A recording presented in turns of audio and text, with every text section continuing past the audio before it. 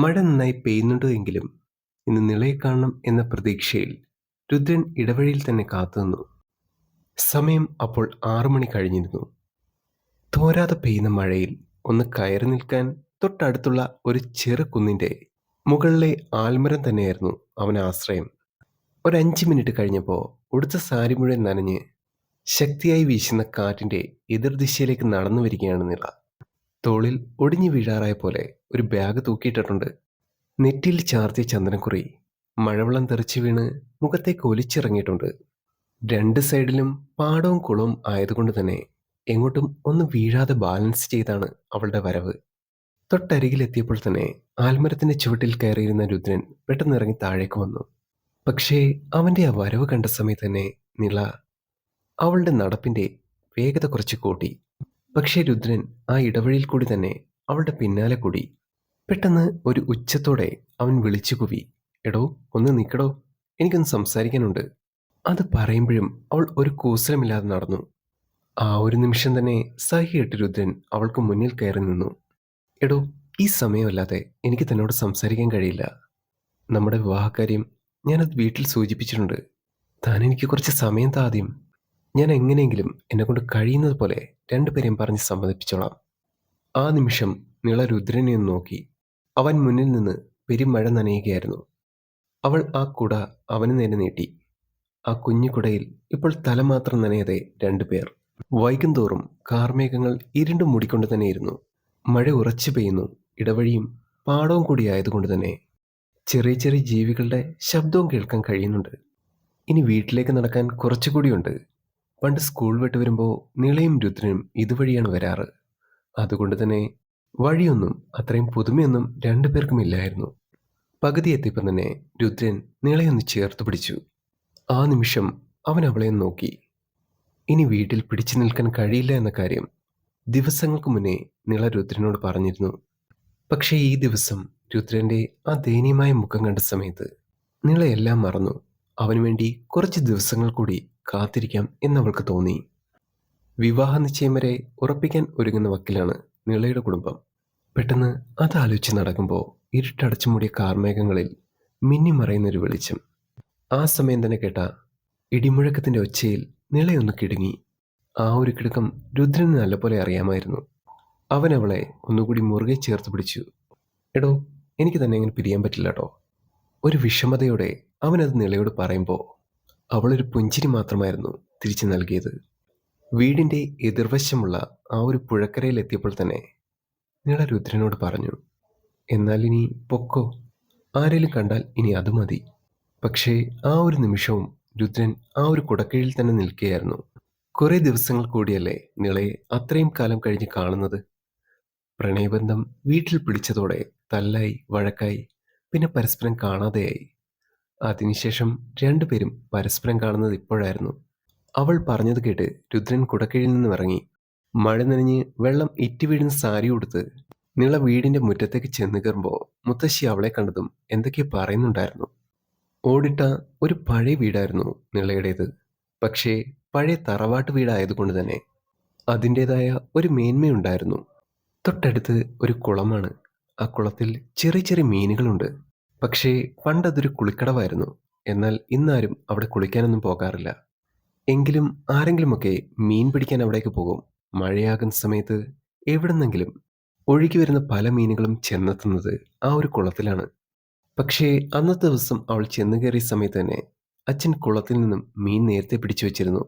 ആ ഒരു സമയം തന്നെ അവൾ മനസ്സിൽ ഉറപ്പിച്ചു, ഇന്നിനി കപ്പപ്പുഴുക്കും മീൻ വരട്ടിയതും അല്ലെങ്കിൽ മീൻ പൊരിച്ചതോ എന്തെങ്കിലും ആയിരിക്കുമെന്ന്. ഒരുപക്ഷെ അവൾ വിചാരിച്ചതുപോലെ തന്നെ നേരത്തെ എല്ലാം അമ്മ റെഡിയാക്കി വെച്ചിരുന്നു. പക്ഷേ അമ്മയുമായിട്ട് പഴയതുപോലെ ഒരടുപ്പവും കാര്യങ്ങളും നിളയ്ക്കില്ലായിരുന്നു. ആ നിമിഷം അങ്ങനെയൊന്നും ഉണ്ടായിരുന്നില്ല. കാരണം മറ്റൊന്നുമല്ലായിരുന്നു.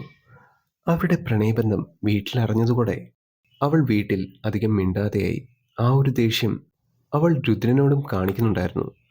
ആ രാത്രിയിൽ തന്നെ എല്ലാവരും ഒരുമിച്ച് ഭക്ഷണം കഴിച്ച് കിടന്നു. എന്നാൽ നിളയാണെങ്കിൽ രാത്രിയിൽ മുത്തശ്ശിയുടെ കാര്യങ്ങളെല്ലാം നോക്കിയിട്ടാണ് കിടക്കാറ്. മുത്തശ്ശിക്ക് മരുന്ന് കൊടുക്കണം, ഇങ്ങനെയുള്ള എല്ലാ കാര്യങ്ങളും നിള തന്നെയാണ് ചെയ്യാറ്. എല്ലാം കഴിഞ്ഞ് അവൾ കിടക്കാൻ കയറിയപ്പോൾ തന്നെ ഏകദേശം 11 മണി കഴിഞ്ഞിരുന്നു. എന്നാൽ ഇടിമുഴക്കം കേട്ടാൽ അതിൻ്റെ ശബ്ദം നിളയ്ക്കെന്തോ പേടിയാണ്. പണ്ട് തൊട്ടേ തുടങ്ങിയ അസുഖമാണ്. പക്ഷേ ഇതുവരെയും അതിനൊരു മാറ്റമില്ലായിരുന്നു. കിടക്കാൻ നേരം അവൾ എന്തൊക്കെയോ ചിന്തിച്ച് കിടന്നു. ഇനി കുറച്ച് ദിവസങ്ങൾ കൂടി മാത്രം അവളുടെ വിവാഹ നിശ്ചയം ഉറപ്പിക്കാൻ. രുദ്രന്റെ കാര്യം അവൾ വീട്ടിൽ പറഞ്ഞെങ്കിലും അതിന് പൂർണ്ണ സമ്മതം ഇതുവരെ വന്നിട്ടില്ല. അങ്ങനെ എന്തൊക്കെയോ കാര്യങ്ങൾ മനസ്സിലാലോചിച്ച് അവളൊന്ന് കണ്ണടച്ചു. ആ ഒരു സമയം തന്നെ അവൾ ഉറങ്ങിപ്പോയി. പെട്ടെന്ന് ജനാലയിൽ ആരോ മുട്ടുന്നു. അവൾ മെല്ലെ എഴുന്നേറ്റ് ജനാല തുറന്നതും ഇരുട്ടിന്റെ മറവിൽ പതുങ്ങി നിൽക്കുന്ന രുദ്രനെയാണ് അവൾ കാണുന്നത്. ആ ഒരു കാര്യം നിളയ്ക്കും അറിയാമായിരുന്നു. കാരണം ചില ദിവസങ്ങളിൽ അവർ തമ്മിൽ കാണുന്നത് ഈ ജനാലയ്ക്കരികിൽ വെച്ച് തന്നെയാണ്. എന്നാൽ ഇപ്പോൾ കുറേ നാളായിട്ട് തമ്മിൽ കാണലും കാര്യങ്ങളും അങ്ങനെ ഒന്നും തന്നെ ഉണ്ടായിരുന്നില്ല. അതെ, നീ ഇങ്ങോട്ട് ഇറങ്ങി വന്നേ, എനിക്കൊന്ന് സംസാരിക്കണം എന്ന് രുദ്രൻ പറയുമ്പോൾ ആ ഒരു സമയം ഒന്ന് ഭയന്നുവെങ്കിലും അവൾ മെല്ലെ കതക് തുറന്ന് പുറത്തേക്കിറങ്ങി. ആ ഒരു സമയത്തും മഴ നന്നായിട്ട് പെയ്യുന്നുണ്ടായിരുന്നു. ഓടിന്റെ സൈഡിലെ ആ ഒരു ചെറിയ ചായ്പിനരികിലായിട്ട് രണ്ടുപേരും ഒരുമിച്ചിരുന്നു. കുറെ കാലം കൂടിയാണ് രണ്ടുപേരും ഒരുമിച്ചിരിക്കുന്നത്. പണ്ടെല്ലാവരും ഉറങ്ങിക്കഴിയുന്ന സമയത്ത് രണ്ടുപേരും ഇതുപോലെ ഒരുമിച്ചിരുന്ന് സംസാരിക്കാറുമുണ്ട്. പക്ഷേ ഇന്നത്തെ ദിവസം രണ്ടുപേരുടെ മനസ്സിൽ പ്രണയത്തിനും ചിന്തകൾക്കും ഒരേപോലെ സ്ഥാനമുണ്ട്. ഒരുമിച്ചിരിക്കുമ്പോഴും രണ്ടുപേരുടെ മനസ്സിൽ എന്തൊക്കെയോ നഷ്ടപ്പെടാൻ പോകുന്നത് പോലെ. ആ നിമിഷം രുദ്രൻ നിളയുടെ കയ്യിൽ മൃദുവായി ഒന്ന് പിടിച്ചു. വീട്ടിൽ കാര്യങ്ങളെല്ലാം ഞാൻ പറഞ്ഞിട്ടുണ്ട്. എന്തൊക്കെയായാലും അവർ ഒരു തീരുമാനം കാണാതിരിക്കില്ല. പിന്നെ നിന്നെ ഇവിടെ വന്ന് വിളിച്ചിറക്കിക്കൊണ്ട് പോകാൻ എനിക്ക് അറിയാൻ മേലഞ്ഞിട്ടല്ല. വരില്ല എന്ന വാശി നിന്റേത് മാത്രമാണല്ലോ. ഇത്രയും പറഞ്ഞുകൊണ്ട് രുദ്രൻ നിളയൊന്ന് നോക്കി. നിളയുടെ ആ ഇരിപ്പ് കണ്ട സമയത്ത് രുദ്രൻ അവളോട് തന്നെ ചോദിച്ചു, നിനക്കെന്തെങ്കിലും എന്നോട് സംസാരിക്കാനുണ്ടോ? വൈകുന്നേരം കണ്ടപ്പോൾ തന്നെ എന്നോടൊന്നും മിണ്ടുന്നില്ല, അതുകൊണ്ട് ചോദിച്ചാണ്. രുദ്രൻ എന്തൊക്കെ ചോദിച്ചിട്ടും നിളയുടെ ഭാഗത്തുനിന്നും മൗനം മാത്രമായിരുന്നു മറുപടി. കാരണം അവൾ എന്തൊക്കെയോ ഭയക്കുന്നുണ്ട്. ജീവിതം എങ്ങോട്ടാണ് പോകുന്നതെന്ന് അവൾക്കിപ്പം ഒരു തിട്ടവുമില്ല. അവളുടെ ആ ഇരിപ്പ് കണ്ട സമയത്ത് തന്നെ രുദ്രന് കാര്യം മനസ്സിലായി. ആ നിമിഷം തന്നെ അവൻ അവളെ ഒന്ന് ചേർത്ത് പിടിച്ചു. എടോ, എല്ലാം ശരിയാകും, താൻ വിഷമിക്കാതിരിക്കെ. ആ സമയം തന്നെ രുദ്രന്റെ ചേർത്ത് പിടിക്കലിൽ നിളയുടെ കണ്ണിൽ നിന്നും കണ്ണുനീർ വീഴുന്നുണ്ടായിരുന്നു. ആ നിമിഷം ആ ചേർത്ത് പിടിക്കൽ അവൾക്കൊരു ധൈര്യമായിരുന്നു. അവരെ സാക്ഷിയാക്കി ഒരു ഇടിമിന്നൽ കൂടി മുഴങ്ങുമ്പോൾ നിള നന്നായി പേടിക്കുന്നുണ്ടായിരുന്നു. അപ്പോൾ തന്നെ രുദ്രൻ അവളെ ഒന്നുകൂടി ചേർത്ത് പിടിച്ചു. അന്നത്തെ ദിവസം കൂടുതലൊന്നും സംസാരിക്കാതെ അവർ രണ്ടുപേരും പിരിഞ്ഞു.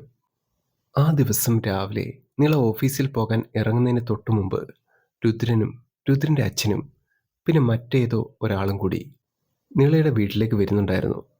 അവരുടെ ആ വരവിൽ നിളയുടെ മനസ്സിൽ ഭയവും സന്തോഷവും ഒരുപോലെ തോന്നി.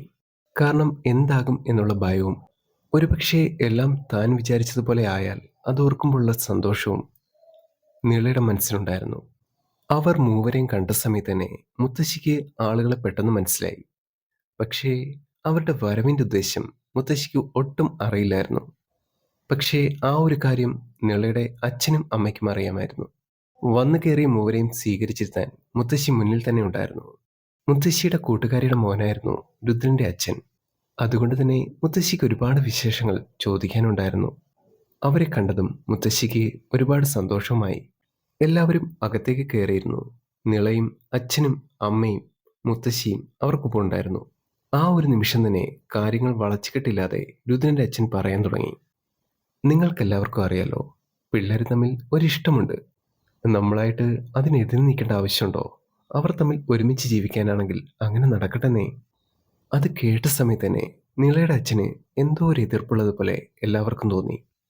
കാരണം അവർ സംസാരിക്കുന്ന സമയത്ത് അയാൾ ഒന്നും ശ്രദ്ധിക്കുന്നില്ലായിരുന്നു.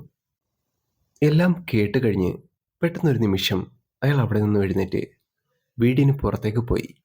ആ ഒരു സമയം എല്ലാവരും അയാളെ ശ്രദ്ധിക്കുന്നുണ്ടായിരുന്നു. നിളയുടെ അച്ഛൻ്റെ പെരുമാറ്റ രീതികൾ കണ്ട സമയത്ത് തന്നെ രുദ്രന്റെ അച്ഛൻ അവനോട് പറഞ്ഞു, ഡാ, എഴുന്നേക്ക്, പോകാം.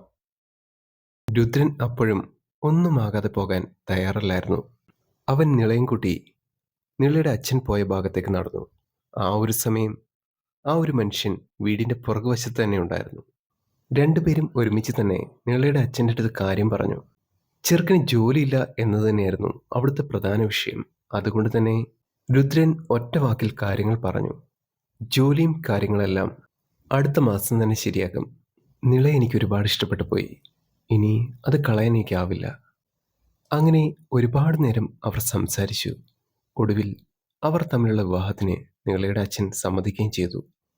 ജീവിതത്തിൽ എന്തെന്നില്ലാത്തൊരു സന്തോഷമായിരുന്നു ആ ഒരു നിമിഷം നിളയുടെ മുഖത്ത്. അവൾ ആഗ്രഹിച്ചതുപോലെ വീട്ടുകാരുടെ സമ്മതത്തോടെ പ്രണയിച്ച ആളെ തന്നെ വിവാഹം കഴിക്കാൻ ഒരു ഭാഗ്യം കിട്ടിയതിൽ ആ ഒരു ദിവസം തന്നെ നിളയെ ഓഫീസിലേക്ക് കൊണ്ടുപോയത് രുദ്രനായിരുന്നു. അത് ആരും കാണാതെയല്ല, എല്ലാവരുടെയും മുന്നിൽ കൂടെ തന്നെ.